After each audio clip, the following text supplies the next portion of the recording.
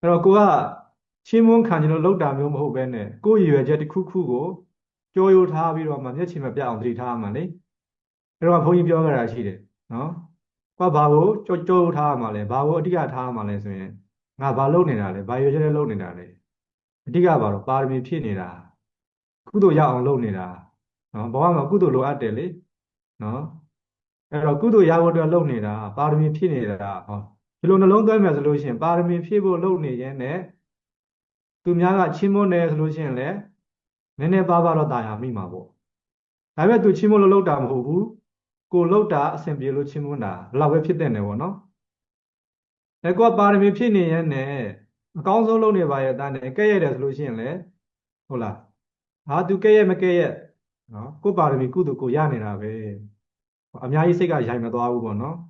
အဲကြောင့်ဆရာတော်ကြီးရဲ့စကားမှဒီမှာပါတယ်လေတိတိတာတာကြီးဆိုတော့နော်မပြုံးမိစေပဲဆိုတော့တိတိတာတာကြီးမပြုံးမိစေပဲဆိုတော့နည်းနည်းပါးပါးတော့ပြုံးမိမှာပေါ့ဘာကြောင့်လဲပုထုဇဉ်တွေပဲဟာကိုလေနော်နော်တိတိတာတာကြီးဖြစ်မသွားဖို့ပဲအရေးကြီးတာပေါ့နည်းနည်းပါးပါးတော့ဟုတ်လားအေးပြုံးမိမှာပေါ့တော့ပုထုဇဉ်တွေပဲဘယ်သူမဆိုလေနော်ချီးမွမ်းခံရတာကြိုက်တယ်လေချီးမွမ်းတယ်ဆိုတဲ့နေရာမှာလည်းတကယ်တော်လို့ချီးမွမ်းတာလည်းရှိတယ်ဘာတော့မြောက်တာလည်းရှိတယ်လေဟောနော်မြောက်တာလည်းကြိုက်ကြတာပဲနော်အေးတိတိကြီးနဲ့လည်းမြောက်နေမှတိတိကြီးနဲ့လည်းပါဖြစ်တော့ကြိုက်ကြတာပဲတဲ့ဟုတ်လားနော်အေးဆိုတော့ကြားဘူးတယ်ဦးဇင်းတို့တခါလူတစ်ယောက်ကတအားမြောက်တတ်တယ်တဲ့သူက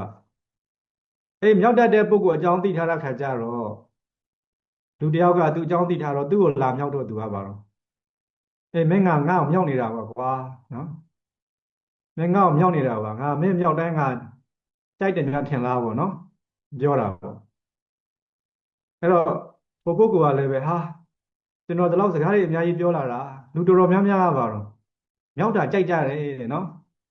မြောက်တာမကြိုက်ဘူးဆိုတာမြောက်တာမကြိုက်တာဆိုလို့တဲ့ခမည်းတယောက်ပဲတွေ့ဘူးတဲ့အဲ့တော့မှသူကဘာဖြစ်သွားတော့သဘောကျပါအေးလူတော်တော်များများကျုပ်တွေ့လာတာမြောက်တာတော်တော်ကြိုက်ကြတယ်တဲ့ဟုတ်လားအေးမြောက်တာမကြိုက်တာခမည်းတယောက်ပဲကျုပ်တွေ့ဘူးသေးတယ်အဲ့တော့မှသူသဘောကျသွားတာအဲ့ဒါလည်းဘာဖြစ်တာတော့အမြောက်ခံလိုက်ရတာပဲဟုတ်လားနော်ဟုတ်ပြီအဲ့တော့ပြောချင်တာကတော့ဦးဇင်းတို့ပုထုဇဉ်တွေကတော့ဟိုနည်းနည်းပါးပါးတော့ဒါကြိုက်ကြတယ်ပေါ့နော်တိတိတာသာကြီးမဖြစ်ဖို့ပဲသတိထားမှာပေါ့ဒီခါလည်းဦးဇင်းတို့စာထဲမှာဖတ်ဖူးတယ်ဆရာတော်နှစ်ပါးအပြည့်ပြိုင်ကြတယ်ဆိုတော့ဟုတ်လားဆရာတော်တွေခီးကြွပြီဆိုလို့ရှိရင်ရှင်းတော့ကလေတောင်းသားလေးတွေကလိုက်ကြရတယ်ဦးဇင်းတို့ငယ်တော့လိုက်ရတာတွေ့ဘူးတယ်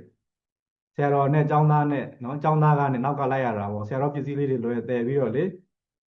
ဆရာတော်ကလည်းချစ်ချစ်ခင်ခင်နဲ့စကားတွေပြောပြီးတော့လမ်းသွားနေကြတာပုံမှန်တိုင်းပဲနောက်ကចောင်းသားနှစ်ယောက်ကချင်းချင်းစကားပြောကြတာဟဲ့ရောငါဆရာတော်ကလမ်းလျှောက်တာနည်းနည်းပုံမြန်တယ်လို့ပဲရှေ့ကဆရာတော်ကကြားသွားတယ်ကြားသွားတဲ့ခါကျတော့